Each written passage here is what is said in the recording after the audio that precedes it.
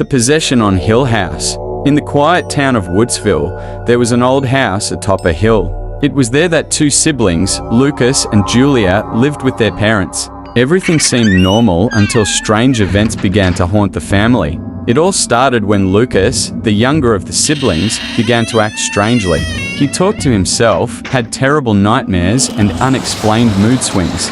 Worried, the parents sought medical help, but no treatment seemed to make a difference. Julia, the older sister, was determined to find out what was happening to her brother. She began to investigate the history of the house and discovered that many years ago, a tragedy had occurred there. A woman named Emily had been possessed by an evil spirit and ended up taking her own life. Determined to save her brother, Julia decided to perform a ritual to contact Emily's spirit. She and Lucas sat in the center of the room, holding hands, while Julia recited the words of the ritual. Suddenly, the temperature in the room dropped drastically, and a feeling of fear came over them.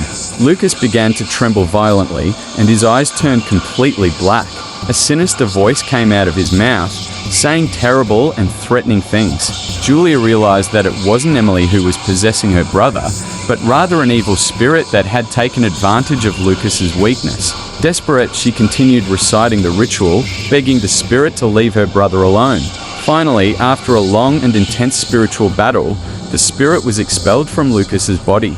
He woke up confused, with no memory of what had happened. Julia hugged him with tears in her eyes, relieved to have him back. Since then, peace has returned to Hill House, and Lucas has fully recovered.